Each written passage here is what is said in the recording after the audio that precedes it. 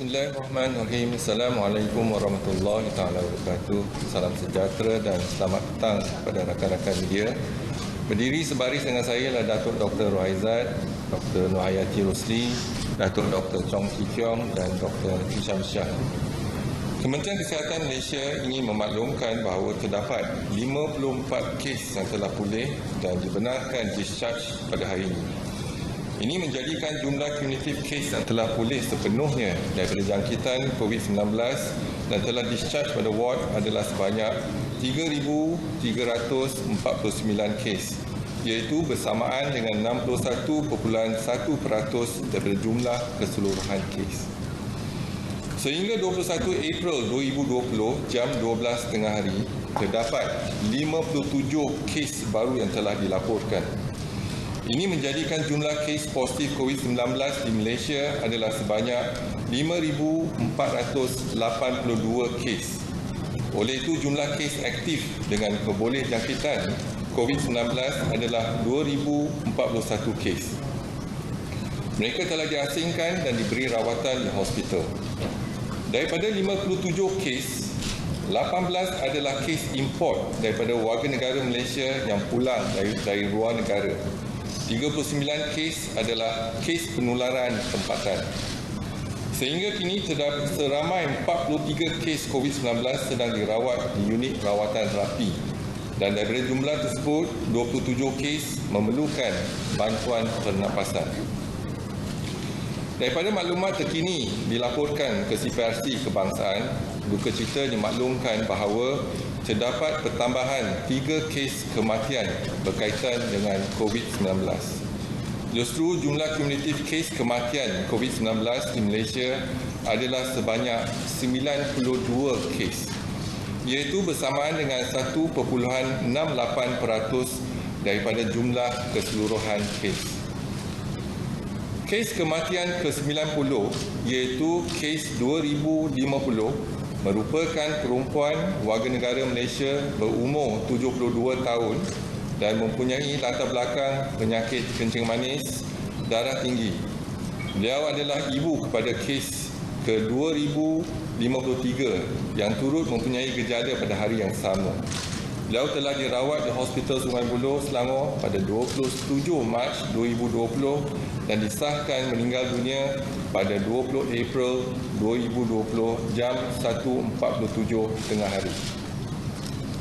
Kes kematian ke-91 iaitu kes 4090 merupakan lelaki warga negara Malaysia berumur 69 tahun dan mempunyai latar belakang penyakit kencing manis, darah tinggi dan penyakit buah pinggang.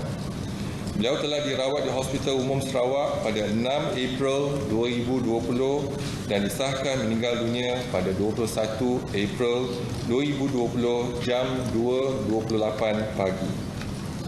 Kes kematian ke-92 iaitu kes 5,332 merupakan lelaki warga negara Malaysia berumur 92 tahun dan mempunyai latar belakang penyakit kencing manis, darah tinggi dan demensia. Beliau mempunyai sejarah kontak rapat dengan kes positif COVID-19 iaitu kes 4,711. Beliau telah dirawat di Hospital Kuala Lumpur pada 8 April 2020 dan disahkan meninggal dunia pada 21 April 2020 jam 1.30 pagi. Kementerian Kesihatan Malaysia mengucapkan takziah kepada semua ahli keluarga mereka. Seperti yang telah dimaklumkan dalam tempoh beberapa hari ini, bilangan kes harian menunjukkan tren penurunan yang amat memberangsangkan. Namun begitu, Kementerian Kesihatan telah mengesan sejumlah kes positif COVID-19 yang melibatkan rakyat Malaysia yang baru pulang daripada luar negara. Perkara ini telah dijangka memandangkan lebih daripada 180 negara di seluruh dunia telah terkesan akibat pandemik COVID-19. Justru tindakan mewajibkan semua rakyat Malaysia yang pulang dari luar negara untuk ditempatkan di stesen kuarantin di bawah Perintah Kawalan Pergerakan adalah bertepatan. Dalam tempoh lebih 2 minggu sejak 3 April 2020, seramai 12,160 rakyat Malaysia yang pulang dari luar negara telah dikuarantinkan. Daripada jumlah tersebut, setakat ini 7,910 individu telah disampel di mana 95 kes positif dikesan, iaitu 0.7%. Daripada tindakan proaktif ini telah menyaksikan peningkatan jumlah kes yang dilaporkan di negeri di mana mereka dikuarantinkan. Misalnya, peningkatan 37 kes di Melaka, 32 kes di wilayah Persekutuan Kuala Lumpur dan Putrajaya, 3 kes di Sarawak dan 3 kes di Johor dan 2 kes di Selangor. Kes-kes positif ini telah diasingkan dan diberi rawatan di hospital. Bagi mengenal pasti aktiviti penularan COVID-19 di kalangan masyarakat setempat di Malaysia, Kementerian Kesihatan telah sejak awal lagi menjalankan pensampelan daripada pesakit yang mempunyai gejala influenza-like illness ataupun ILI, severe acute respiratory infection ataupun SARI di hospital dan klinik Kementerian Kesihatan, iaitu sebagai satu aktiviti surveillance jangkitan COVID-19 sejak 2 Februari 2020. Sampel untuk ujian pengesanan COVID-19 akan diambil daripada semua pesakit dengan jangkitan paru-paru iaitu pneumonia, dan setakat ini terdapat sebanyak 56 kes positif daripada 2,669 sampel yang telah diambil, iaitu lebih kurang 2.1% daripada jumlah sampel kes SARI. Manakala pensampelan ID mula dijalankan sejak Minggu Epidemiologi ke-9 yang bermula pada 23 Februari 2020 dengan permulaan sebanyak 8 buah lokasi klinik kesihatan terpilih, iaitu Sentinel Clinic. Ini bagi mengenal pasti sekiranya berlaku jangkitan di komuniti. Sebanyak 8 kes positif telah dikenal pasti daripada 1,280 sampel yang telah diambil, iaitu lebih kurang 0.6% daripada jumlah sampel kes ID. Aktiviti surveillance ini bertindak sebagai sistem pengesanan awal dan sistem amaran kejadian COVID-19 di Malaysia. Pihak Kementerian Kesihatan Malaysia akan terus memperluaskan dan memperkukuhkan aktiviti surveillance COVID-19 di Malaysia. Selain itu, Kementerian Kesihatan juga telah menggunakan aktiviti pendekatan tertumpu, iaitu targeted approach, untuk membendung penularan jangkitan COVID-19. Antara aktiviti yang dilakukan adalah pengesanan di kalangan kumpulan berisiko, iaitu seperti sekolah tahfiz dan pekerja warga asing. Dan perintah kawalan pergerakan diketatkan di mana bancian penduduk dan active case detection dijalankan dari rumah ke rumah. Kepatuhan masyarakat terhadap PKP adalah amat penting dalam membantu kerajaan menurunkan kebolehjangkitan COVID-19 dalam komuniti.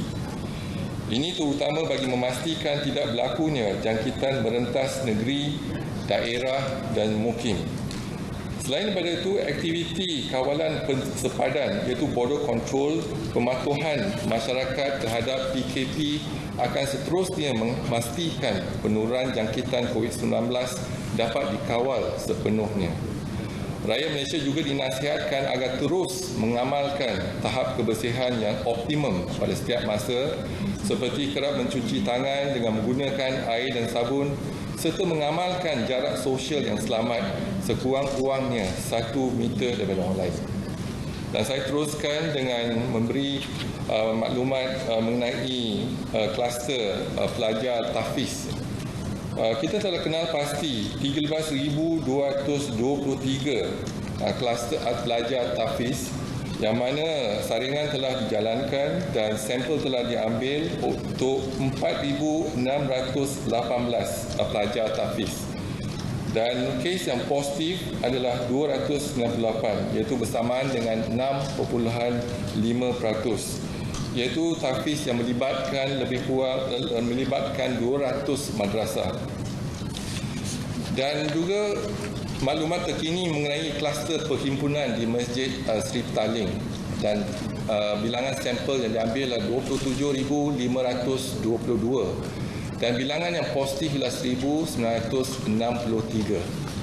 Dan seterusnya, laporan PKPD iaitu COVID-19 di Malaysia, dan ingin dimaklumkan tiada pertambahan kes di Bandar Baru Ibrahim Majid, kekal dengan jumlah kes 183. Lain-lain lokaliti di luar Bandar Baru Ibrahim Majid juga tiada pertambahan kes, kekal dengan jumlah kes 39. Di Kampung Sungai Lui tiada pertambahan kes, kekal dengan 131. Di Kampung Bukan Sungai Lui juga tiada pertambahan kes, iaitu kekal dengan 315. Di Menara City One tiada pertambahan kes, kekal dengan jumlah 40. Di Malayan Mansion tiada pertambahan kes, kekal dengan 4. Di Selangor Mansion ada pertambahan 1 kes, menjadikan jumlah terkini iaitu 85 kes. Lain-lain kawasan berdekatan dengan Masjid India tiada pertambahan kes, dan pusat bandar utara dan sekitar Pasar Borong Kuala Lumpur Selayang tiada pertambahan kes, tetapi jumlah yang kita telah saring dan diuji ialah 28 kes positif dengan 1 kes kematian, iaitu melibatkan warga negara Myanmar. Seterusnya, laporan kluster COVID-19 yang aktif di Malaysia, iaitu yang pertama, Madrasah Sungai Salan di Jerantut Pahang, iaitu ada pertambahan 8 kes menjadikan jumlah kes 75. Dan kluster PUI Itali di Sarawak, iaitu ada pertambahan 5 kes menjadikan jumlah kes 59.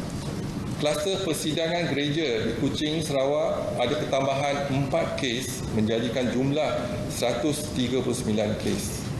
Kluster petugas kesihatan di Kuching ada pertambahan 2 kes menjadikan jumlah 40. Kluster Selangor Mansion baru saya sebut tadi ada pertambahan 1 kes menjadikan jumlah 85 kes. Pusat perubatan di Kuala Lumpur ada pertambahan 1 kes menjadikan jumlah 8 kes. Madrasah Air Mebau di Melaka ada pertambahan 1 kes menjadikan jumlah 38 kes. Kluster yang lain tiada pertambahan kes. Dan seterusnya saya buka kalau ada apa-apa soalan, silakan. Assalamualaikum, Datuk. Okey, saya Amir dari Harian Metro. Selamat hari jadi ke-57 tahun kepada Datuk, dan terima kasih kerana menjadi Jeneral Perang untuk COVID-19 di Malaysia. Okey, soalan saya ialah mengenai penurunan trend kes positif, adakah sebab efektifnya perintah kawalan pergerakan atau sebab ramai lagi yang tidak membuat swab test? Dan satu lagi nak tanya berkenaan kes positif, perbandingan antara yang asymptomatic atau tiada gejala dengan yang bergejala, jika ada. Terima kasih, Datuk. Okey, terima kasih. Pertama saya ingin ucapkan terima kasih kepada rakyat Malaysia yang mengucapkan selamat Hari Raya pada saya. Dan apa yang penting ialah kita masih dalam perjuangan untuk memutuskan penularan jangkitan COVID-19. Jadi sama-samalah kita mantapkan kita punya tindakan kita untuk pastikan kita dapat mencapai iaitu target kita ataupun sasaran kita untuk menurunkan kes. Ternyata PKP 1 dan 2 telah berjaya menurunkan kes-kes penularan jangkitan COVID-19 di negara kita, dan kita jangkakan ada penambahan kes secara mendadak iaitu pada 14 April. Tetapi kita dapati pada 14 April kes-kes kita kurang pada 5,000, dan kes seharian yang paling tinggi yang kita catatkan ialah pada 3 April iaitu 217 kes dibandingkan dengan kes-kes seharian.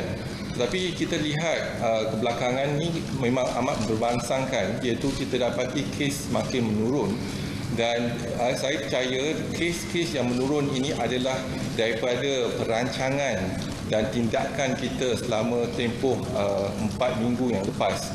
Dan kita sekarang ni dapat melihat hasil dia.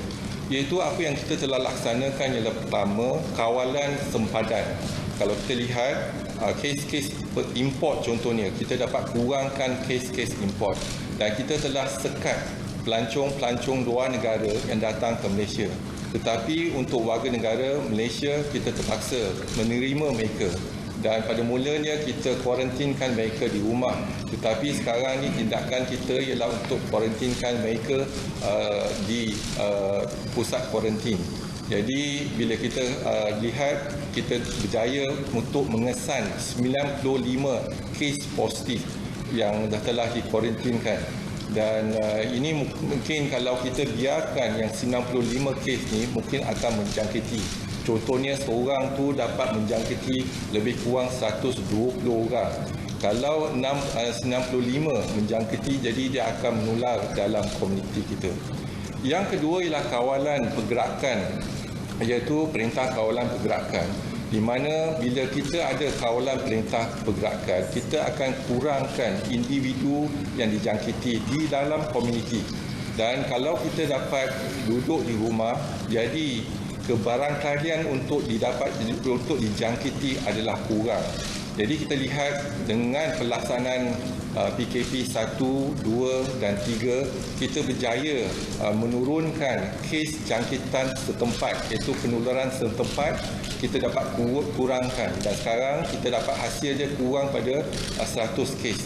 Dan kalau kita lihat hari ini, kita ada 57 kes dan 18 kes adalah kes import. Jadi kes sebenarnya iaitu jangkitan dalam komuniti ialah 39 kes.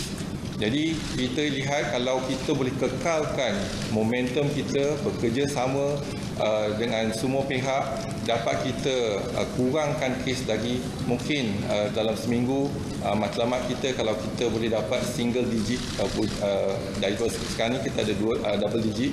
Kalau kita dapat kurang pada 10 kes, itu menjadi sasaran Kementerian Kesihatan kita.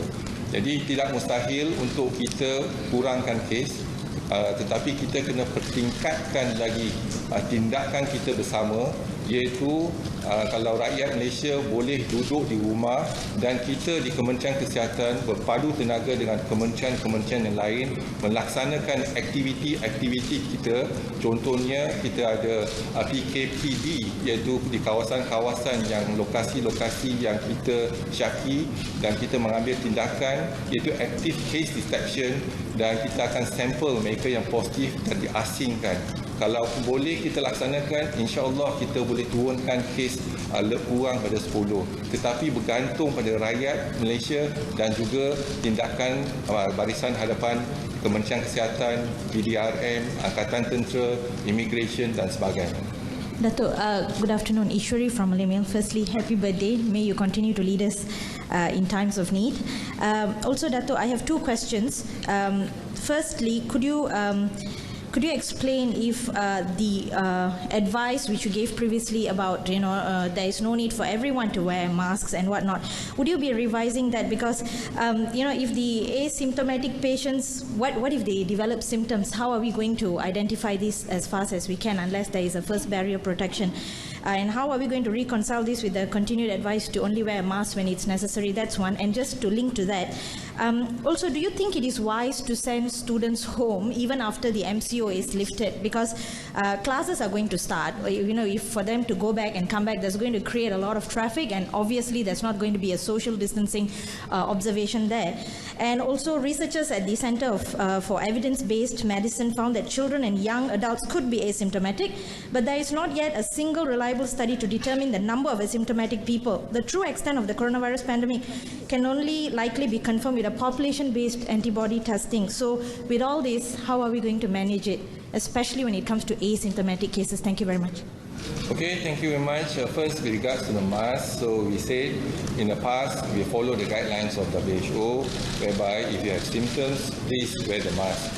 or if you basically if you are in the public, for example, you're treating patients, and obviously we encourage you to put a mask. It's a must to use a mask.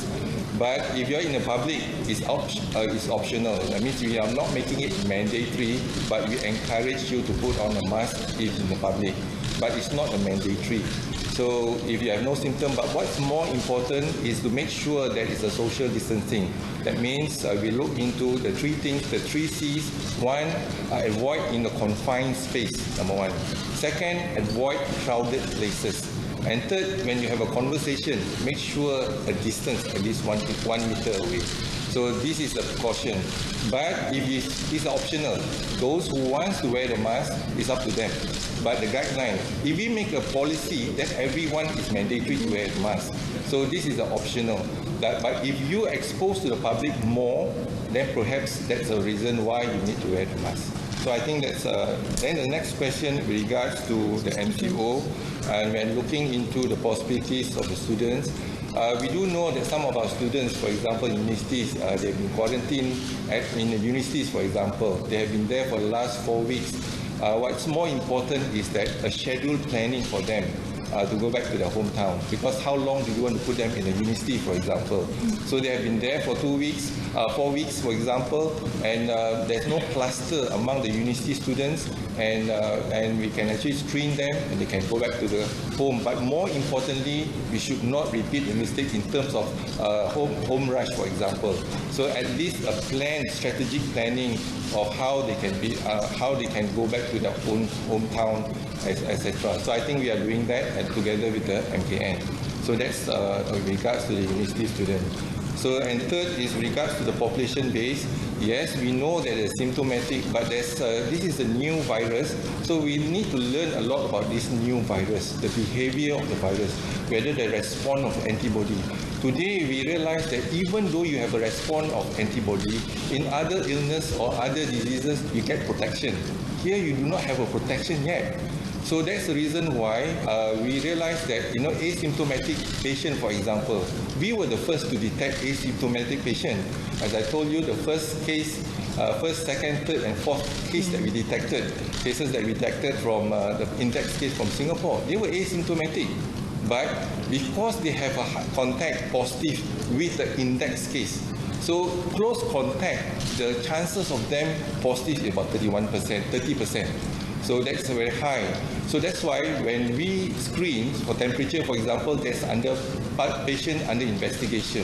That means they have symptoms or they have a close contact or asymptomatic. But now the question is, they have no close contact and they have no symptoms. And what about asymptomatic in the community? The answer is we don't know, unless we do a study to screen one community, for example, we test the antibody or antigen of the community, then only we can see the response. If it's antibody, then perhaps it takes about to look in the community in terms of the response. IgM respond about 5 days onwards, IgG about a week later. So I think this is the two methods to measure whether the person has been exposed. So I think this is again, when they are asymptomatic, the question is whether can they transmit the infection to others. So again, we need to fall back on data, whether there's enough data to show that asymptomatic patient can actually transmit the disease. So this is something that, again, we have conflicting reports. But what is more important is that we do know when they have symptoms, that is the time that the infection can occur. That means they can transmit to one person to another, especially they have the symptoms of sneezing or even coughing, and etc. So that the virus load at that point of time will be the highest. Asymptomatic, perhaps they may have virus, but whether they can transmit the infection to others is still to be studied and then to be proven. Dato' Eji, satu soalan. Media laporkan Indonesia larang rakyat mereka untuk bergerak pulang waktu bulan Ramadan nanti. Jadi bagi KKM, mungkin ada cadangan atau saranan kepada pihak kerajaan, kabinet dan MKN untuk laksanakan cadangan yang sama seperti di Indonesia kepada negara lah. memandangkan MCO dijangka akan tamat dalam masa beberapa hari lagi, mungkin rakyat fikir mereka boleh bebas keluar untuk pulang sambut Ramadan dengan keluarga. Terima kasih Dato' Lee. Yang pertama, kita tak pasti lagi MCO tamat ataupun dilanjutkan. Jadi yang pasti kita cuba elakkan perhimpunan. Kalau contohnya kita ada pelajar-pelajar universiti, mereka ingin kembali kepada kampung mereka, tetapi kita kena pastikan tiada perhimpunan ataupun kesesakan berlaku di stesen dan sebagainya. Itu yang paling penting, elakkan kesesakan. Dan juga kita pastikan untuk penjarakan, amalkan penjarakan daripada satu individu ke individu yang lain, dan kerap mencuci tangan dan sebagainya. Jadi sekarang ni kita masih memantau data-data kita setiap hari, sama ada MCO akan disambung ataupun tidak. Kita masih belum lagi membuat sebarang keputusan. Tetapi apa yang pasti, kita ada 6 kriteria sebelum kita laksanakan untuk tamatkan MCO. Antara kriteria yang pertama ialah kita lihat kepada kawalan sepadan. Jadi kalau kita berhentikan kawalan sepadan, maka ada besar kemungkinan mereka yang datang ke Malaysia akan membawa penyakit tersebut. Sekarang pun kita dah tahu 95 daripada warga negara Malaysia yang pulang dari luar negara membawa penyakit tersebut, dan kita saring dan kita letak mereka di pusat kuarantin. Dan daripada 95, 68 daripada mereka adalah daripada Indonesia, kembali pada Indonesia, dan 12 daripada United Kingdom, dan 5 daripada Singapura, 4 daripada Turki, 3 daripada Netherlands, dan 2 daripada Amerika Syarikat, dan 1 daripada Perancis. Yang ini telah dikesan positif, dan kita telah asingkan mereka, dan kita masukkan mereka ke ward untuk pemantauan dan rawatan. Dan yang seterusnya, kalau kita lihat, yang penting ialah kawalan sepadan. Dan yang kedua ialah kawalan pergerakan. Yang inilah kawalan pergerakan, kita cuba elakkan daripada jangkitan melalui satu individu ke individu yang lain. Kalau kita duduk di rumah, keberangkalian kita untuk dijangkiti adalah kurang. Tetapi kalau ada kesesakan perhimpunan dan kesesakan, contohnya ada keberangkalian untuk dijangkiti. Keboleh jangkitan virus tersebut, mungkin kalau ada seorang yang positif, dia boleh menjangkiti ramai lagi kalau dalam tempat yang sempit ataupun ada perhimpunan. Yang ketiga, kita lihat kepada sistem kesihatan kita. Jadi sistem kesihatan kita dari segi makmal kita dapat upaya untuk mengesan kes-kes yang positif.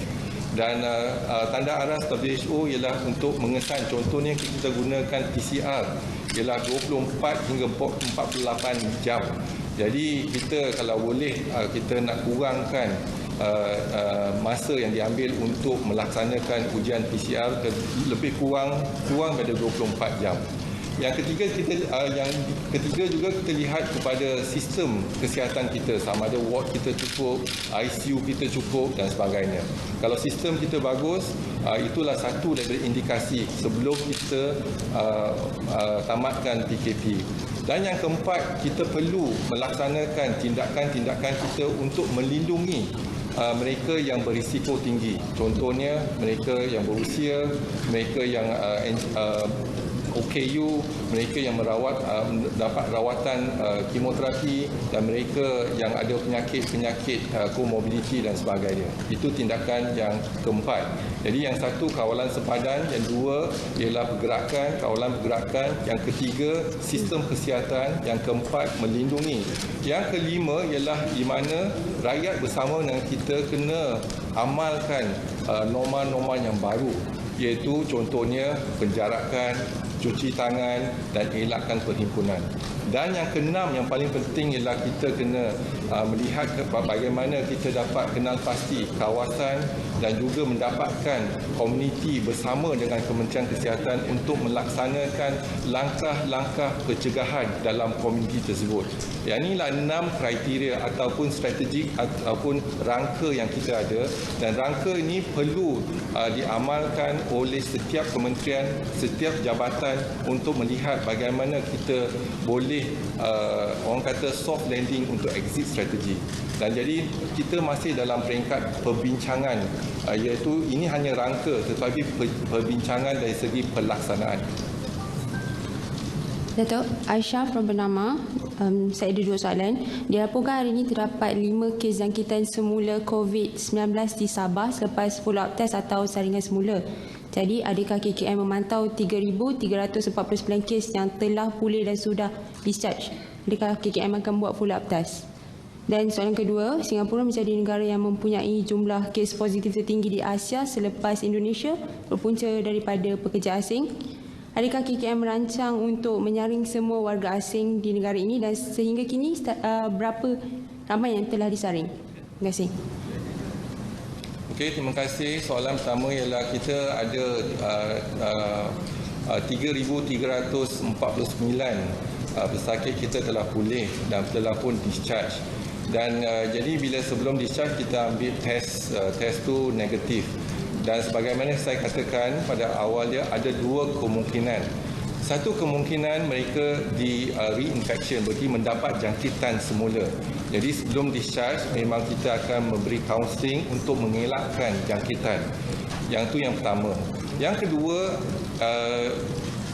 kalau kita ambil test, saya dah maklumkan 3 kes sebelum ni, sekarang ni ada 5 kes. Yang mana mungkin test tu akan jadi positif, tetapi positif yang lemah, iaitu di mana virus shedding sedang berlaku.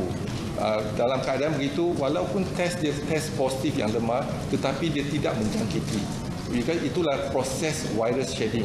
Daripada residual virus yang ada, yang virus shedding berlaku dan tidak menjangkiti. Tetapi mungkin dia positif. Sebagaimana saya maklumkan, satu kes yang kita dah discharge dan dia kembali ke negara Brunei dan mereka ambil test tu positif. Dan bila kita kaji bersama dengan Kementerian Kesihatan Brunei dan IMR, dan kita dapati virus tu ialah shedding, iaitu positif yang lemah. Jadi itu proses residual virus yang ada di tubuh pesakit tersebut. Jadi tapi dia tak menjangkiti. Ada kemungkinan sama ada dijangkiti, sepatutnya orang dah pulih, dia ada antibody. Tetapi sekarang ni dalam kertas penyidikan tak ada data yang menunjukkan antibody itu dapat melindungi seseorang tu daripada dijangkiti semula. Setakat ni. Dan yang kedua, warga asing, memang kita lihat dari segi kita belajar daripada di negara jiran kita, iaitu penularan di kalangan warga asing. Jadi tindakan kita di Malaysia ialah kita lihat kepada targeted approach. Iaitu sasaran kita ialah lokasi dan juga kumpulan-kumpulan yang berisiko tinggi. Contohnya jemaah tabligh berisiko tinggi sebab ada perhimpunan, dan perhimpunan tersebut kita dapati ada penularan virus COVID-19. Dan juga sekarang ni kita pasti ada di kalangan pelajar-pelajar tahfiz juga positif, iaitu lebih kurang 6%. Dan untuk jemaah tabligh 7%. Dan juga kalau close contact dengan yang mereka yang positif ialah 30%. Jadi kalau ada kluster ataupun kematian di suatu kawasan melibatkan satu kumpulan yang berisiko, contohnya pekerja bukan warga negara Malaysia. Dan kita dapati sebelum ni kita melaksanakan 2064 ujian dan kita dapati yang positif ialah 28 kes positif di kalangan mereka di Pasar Borong Kuala Lumpur. Dan ada satu kematian iaitu warga negara Myanmar berumur 36 tahun datang ke Hospital Selayang, sesak nafas tak boleh nafas, dan pesakit itu datang dari peringkat yang lewat keempat ataupun kelima. Dan walaupun diberi rawatan yang terbaik dan intubasi atau intubation, ventilation, tetapi pesakit tersebut meninggal. Jadi bila ada pesakit meninggal dan case detection ada 28 case di kawasan Pasar Borong Kuala Lumpur, jadi kita mengambil tindakan enhance MCO di kawasan tersebut supaya kita dapat pastikan kita saring kes-kes yang positif, targeted approach dalam kawasan tersebut dan juga kumpulan sasaran tersebut. Datuk Rafidah daripada Harian. Saya ada 3 soalan. Satu, hari ini WHO memberi amaran bahawa musibah bakal terjadi berhubung COVID. Susulan tindakan beberapa negara mula melonggarkan peraturan khusus bagi membasmi pandemik itu, dan ia juga cakap tanggungjawab memerangi penularan wabak ni wajar dilihat dalam peringkat lebih besar seperti serantau serta dunia. Jadi kita tahu ada negara jiran kita juga masih mencatatkan peningkatan kes positif. Soalan dia, apa perancangan dan langkah yang sedang ataupun sedia ada terutama dalam memastikan negara kita terus selamat dari segi cross border, dan juga bentuk kerjasama serantau dan antarabangsa yang perlu kita ambil dalam memerangi COVID secara kolektif. Kemudian saya nak tahu keperluan peniaga Ibaza mengambil suntikan typhoid, sebab sekarang ni ada juga peniaga Ibaza ni mungkin yang bukan peniaga yang biasa melakukan perniagaan kan. And then penularan denggi yang sekarang ni macam kurang diberikan perhatian oleh masyarakat kerana mereka lebih takutkan COVID daripada denggi. Okey, terima kasih atas soalan tersebut. Jadi tadi saya telah menyebut tentang langkah-langkah, 6 langkah yang patut kita ambil sebelum kita pertimbangkan untuk menamatkan PKP. Jadi yang 2 langkah yang paling penting ialah, satu ialah kawalan sepadan. Jadi kes-kes import kita dapat kawal. Kalau kita tak ada kawalan sempadan, kes-kes import boleh membawa virus tersebut ke negara kita. Jadi sekarang ni kita kena ketatkan kes-kes kawalan sepadan. Yang kedua ialah kawalan pergerakan, di mana kita nak kurangkan jangkitan kuman, iaitu keboleh jangkitan kuman. Sekarang ni kita ada 2041 kes yang keboleh jangkitan tu, iaitu kes yang positif, keboleh jangkitan tu tinggi. Jadi kita ada kes keboleh jangkitan, tetapi kita kena sekat daripada virus ni menjangkiti orang ramai.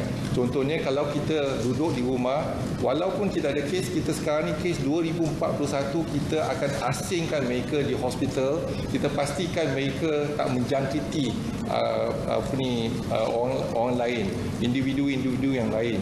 Jadi tindakan tu penting untuk kita kurangkan kes. Sebelum kita pertimbangkan untuk tamatkan PKP, kita kena lihat keboleh jangkitan kes yang kita ada. Sekarang ni ialah 2041 kes.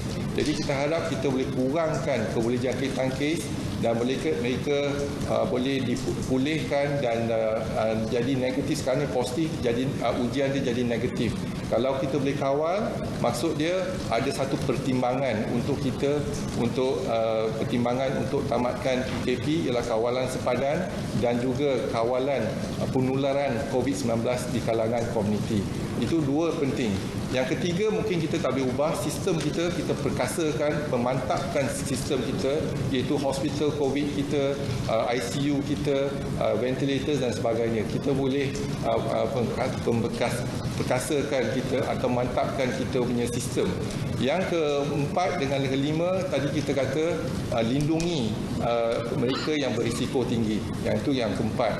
Yang kelima ialah langkah-langkah pencegahan. Kita semua kena amalkan langkah-langkah pencegahan daripada dijangkiti, iaitu macam perhimpunan dan juga penjarakan dan sebagainya. Yang terakhir sekali ialah kita kena bekerjasama dengan komuniti, itu bersama dengan kita, dengan Kementerian Kesihatan, dan juga jadi kita memberi tanggungjawab yang bersama dengan komuniti. Kalau komuniti boleh melihat kepada langkah-langkah pencegahan bersama. Dari segi kerjasama serantau, kerjasama serantau memang kita menggunakan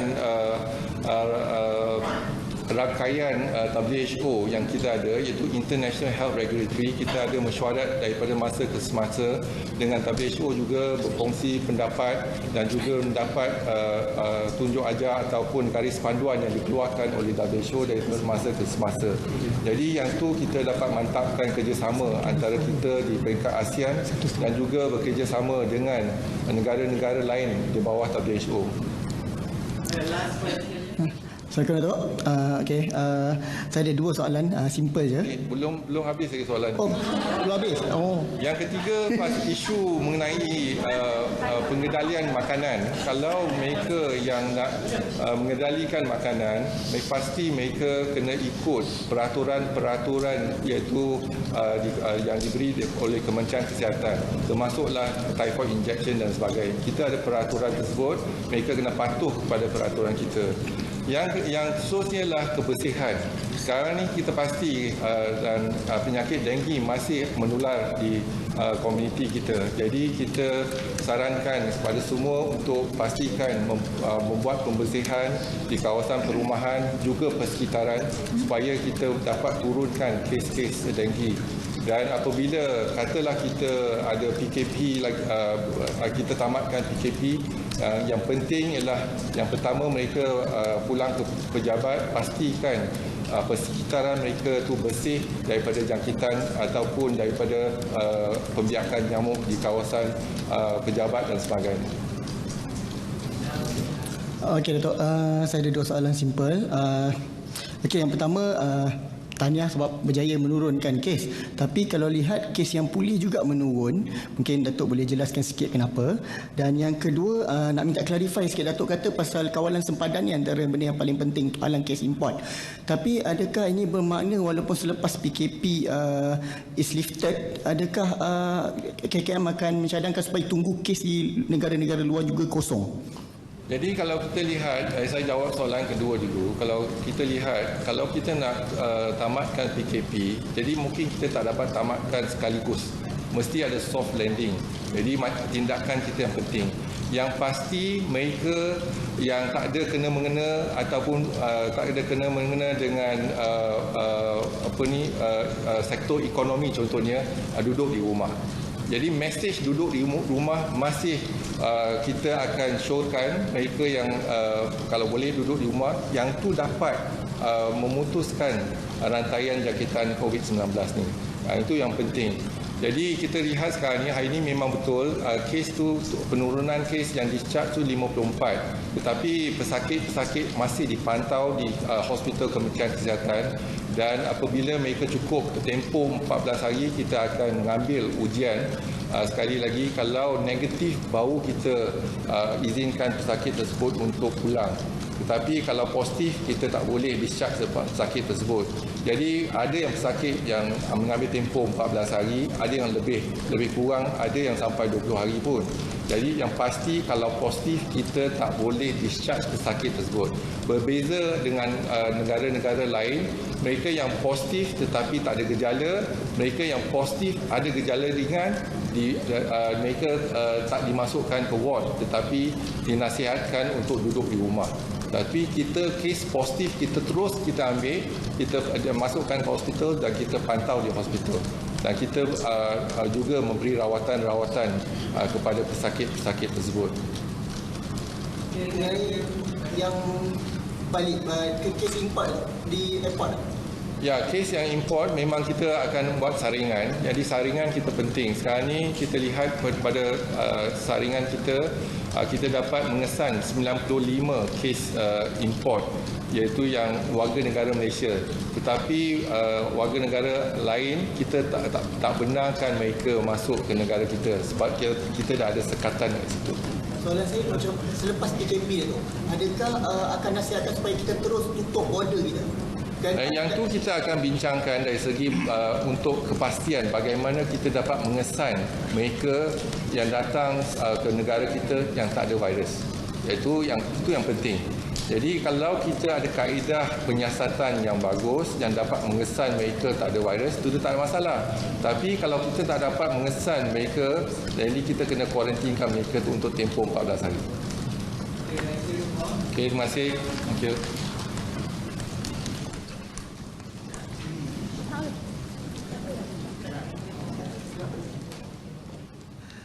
Okey Datuk, sebelum tu kami dari